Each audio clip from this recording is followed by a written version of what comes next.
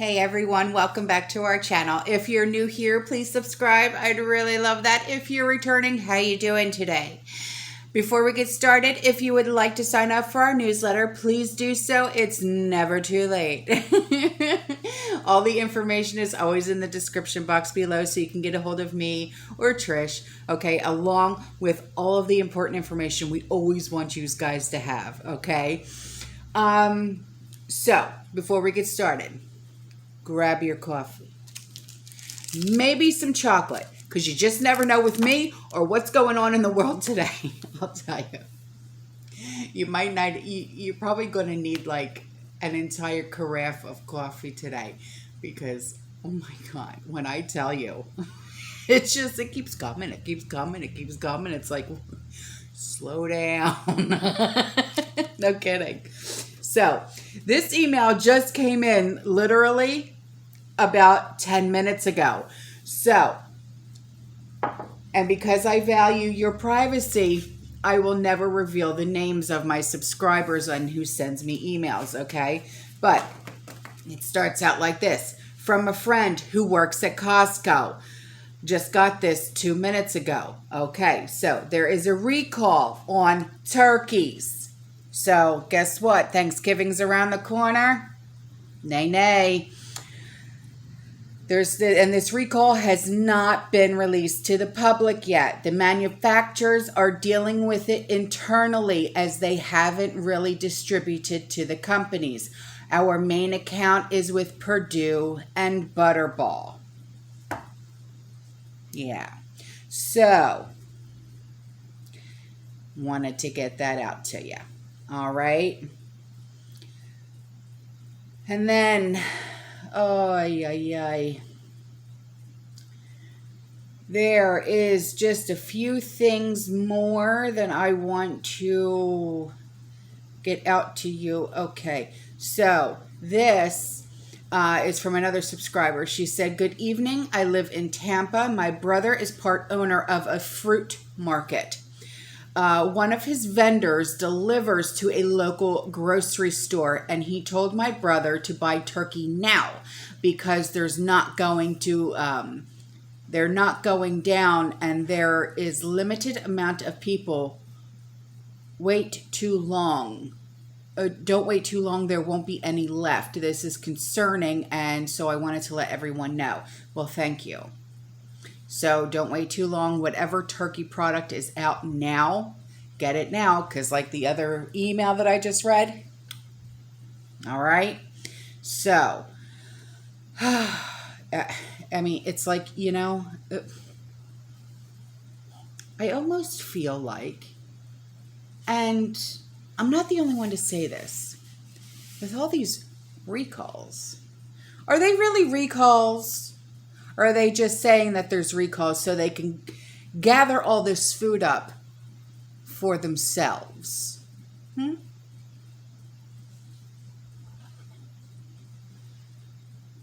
Every now and then I fall apart. You feel like a taco, don't you? When you just fall apart. Anyway, and then this was sent to me, okay? By another subscriber. She said, "I don't want to mislead in any way. I do work in the financial industry, okay? I do not work in the bank, okay?" So she sent me this. She said, "I sent you information." Okay, so this was, I guess, on the website of a bank. It says, "Act now. Oppose new IRS reporting requirements. While Country Bank typically does not raise issues occurring in Washington with our clients, Congress is considering requiring financial institutions to report detailed information on client bank accounts to the IRS. The Potato Administration is proposing a sweeping expansion of tax information reporting aimed at raising revenue to help offset the cost of additional spending programs in the American Families Plan. The proposal, if enacted, would require banks to report to the IRS detailed information on the inflows and outflows of every client account above $600. Now, remember, you guys have been contacting me for quite some time about this $600 thing. Well, here it is. So this raises serious questions about your right to privacy. We believe it is our duty to make you aware of this proposed regulation. Congress is expected to vote on this new proposal in the coming days. If you oppose such a proposal, we encourage you to contact your lawmakers at this link provided by the American Bankers Association, aba.social/contact Congress. Okay? So, this is just getting ridiculous. It really is. I mean, so I'll show you. Okay, this is what she sent me. This is what was on the bank website. Okay. Yeah, it's extremely concerning.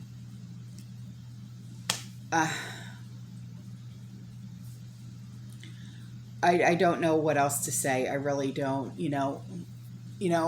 For someone like I say, I value your privacy, and all I do is make videos and put news out there so everyone can be aware of what's really going on.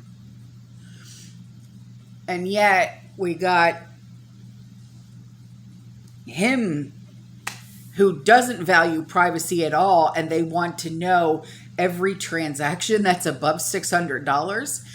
Okay, well, you know what? My mortgage is above $600, so you want to know that's what you're going to say. That's what you're going to say. My mortgage of $820.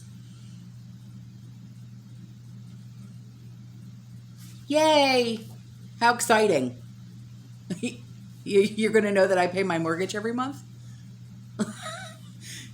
You're being stupid, man. You're being stupid. Get the hell out of my White House. Okay? So, I'm going to calm down because I'm getting upset, and I don't want to get upset because then I start to yell. Yeah, I do. So the next thing that I want to talk about, because there's quite a few things that I really want to talk about, okay? And I mean, when I say I have a list, and you know me in my lists, you know me in my articles, you know me in my mouth. So let's just start with the first one, and we'll see where it goes from there. So this was sent to me, okay? Speaking about coming digital currencies from central banks, okay?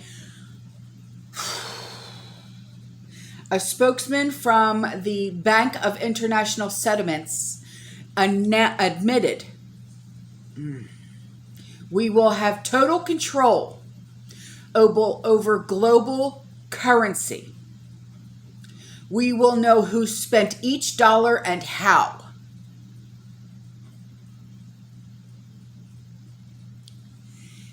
And it gets worse, okay?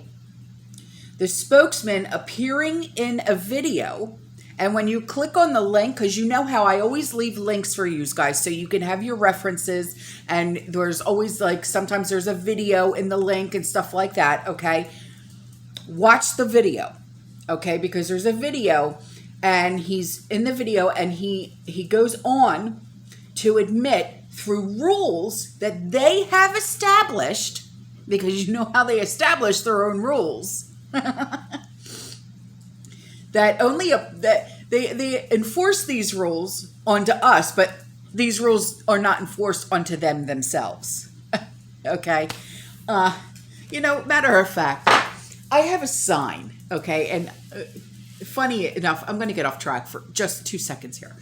I was speaking to Tara Douglas the other day, and you all know her as one of my channel moderators. And I was laughing and joking around with her the other day. And I said, I have a sign that I have up in my house. And it's been in my house for about 15 years. And I bought it as a joke against my husband, Sean. And it says, the opinions held by the husband in this household are not necessarily those of the management. So I ask you, does this rule apply to them as well? Do they say this to themselves, that the rules that they put forth only apply to us and not to them? Like the running joke in this house are the rules or the opinions that Sean may hold. Okay? It's like the same concept, but it's a joke in this house, because mom wears the pants and Sean doesn't, type thing. Dad doesn't wear the pants, mom does. That type of thing. Just saying. So anyway, so the rules that they have established, they can enforce who can spend money and on what. Okay, yeah, that's not going to work. So this is the level of control over you and me that central bankers are now striving to achieve. Well, at least they have a goal. Imagine the possible consequences of these people actually having this type of control. Half of us don't even have control over what goes on in our daily lives to begin with. And these assholes want to have total control over everything and everyone and every penny that is spent on every item. Absolutely not. You're overweight and trying to buy a package of Oreo cookies at the supermarket. They can stop the sale of cookies. Well, I'm sorry. That's like...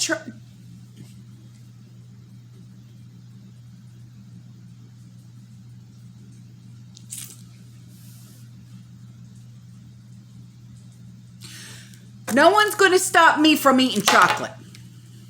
No one's going to stop me from drinking coffee. No one's going to stop anyone from eating what the hell they want and drinking what they want and having what they want. I mean, unless, of course, you are just an obsessive, compulsive, drug user or something like that. Then, yeah, all right, that's fine. But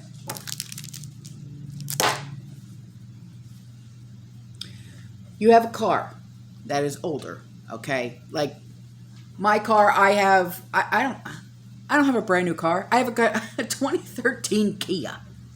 But you know what? She runs like a dream. So who cares, right on? And it doesn't meet their new fuel economy standards. Oh, here we go. Okay? They can stop the sale of gasoline to you after a certain amount.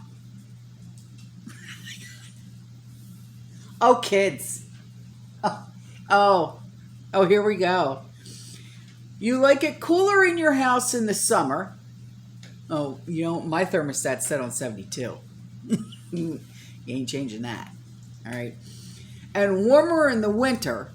Well, I don't turn my heat on. Tampa. Hey. They think you need... They can limit how much you spend on electric.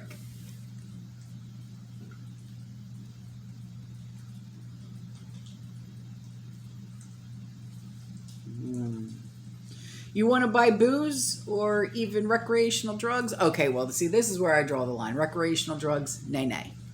Nay, nay. We have an epidemic going on in this country, okay, with that. Cut it. All right. Too many people are dropping because of that crap. You know what I mean? They can prevent you from buying both. The description of control freak, yeah, because who doesn't know one of those, okay? Barely comes close to describing the intrusive measures these bankers intend for your life. Pay attention.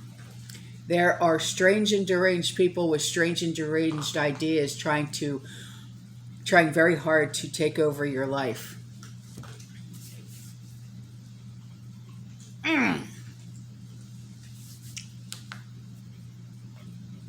Oh, Madonna mia.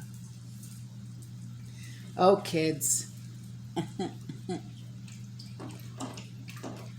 Well, you know what? The next thing I want to talk about, I think, has something, is along the same lines, but not really, okay? Because, they want to control things. They want to control money.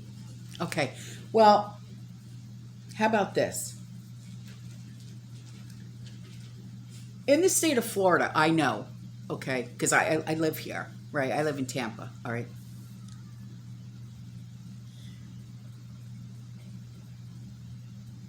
Do you know how much it is to rent just anywhere here in the state of Florida? It's not cheap, okay? Like I've said previously, Sean and I wanted to put our house up for sale and go build a bigger house, okay? We do, because why? We need more room, right? We wanted to move out to our bug out location. There is a 3-year waiting list to build a house.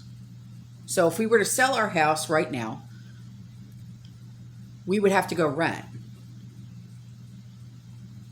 And for us to go rent, even like the same size house that we have right now, it would cost us about $2,000 to $2,500 a month. Now, why would I do that when my mortgage right now, with my taxes and homeowner's insurance included, is only $820 a month? I would have to be a half-wit to do something like that. That's insanely stupid. So we're going to sit because I don't have 3 years to wait, So there's a story of this guy. Okay, his name is Sean Jeremy. Okay, he was living, in South Florida.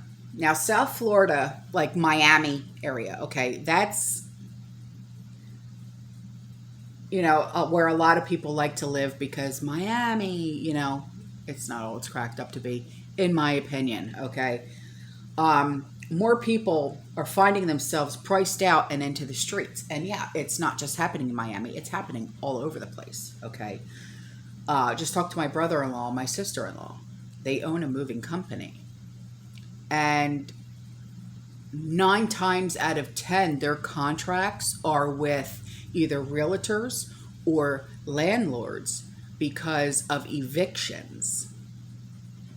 And it's because these landlords are getting with realtors because of this housing bubble, because they are selling their rentals and they are evicting their tenants that have been in there for years, or they have raised the rent so high, literally within a matter of months, that the tenants are going, wait, what? I can't afford that. Because rent last year was maybe $800 a month, and they have pushed it up to $2,000 a month. You can't do that. It's so high. It's like, whoa. I mean, that's enough to make your head go, poof. You can't do it. Nobody can. Not right now. What the hell's wrong with you? So it's been 2 weeks since Sean Jeremy's landlord raised his rent beyond what he could afford. And that's happening all over the place, all over the country. Okay? For now, the only place he can afford to live is in his car. Soaring rents in South Florida are putting others like Jeremy in a similar bind. With housing costs so high, concern is growing that more people will find themselves priced onto the streets. Florida is getting too high. I was searching on Craigslist out of state, all different types of places, Jeremy said, but he has had no luck finding anything he can afford. He spends his nights sleeping in the back of his Toyota hatchback, unpacking his small car every night so he can put his seats back to sleep. The South Florida heat was unsafe for the 2 cats he had for over 5 years, so he surrendered them to the shelter. Each morning, Jeremy repacks his car and showers at St. Anne's Place. It's a homeless outreach center in West Palm Beach. By the end of the year, renters in South Florida will be paying an average of 40% of their income to landlords. And that's according to a forecast from Zillow. Already this year, rents have risen on average of 14% and are projected to grow by another 8 to 9% before the year is over. And this is according to data from the CoStar Group, a provider of commercial real estate information. And as rents soar out of reach, more people are seeking help from local homeless prevention organizations. The need was there long before Rona, okay? But it was exacerbated as income levels decreased, while simultaneously seeing a drastic increase in prices due to the increased demand of people moving to the area. The Lord's Place, which is a nonprofit agency in West Palm Beach that combats homelessness, has seen an increase in calls from people who have been or are about to be evicted. Since April, the agency has helped distribute more than $370,000 in rental and utility assistance. So,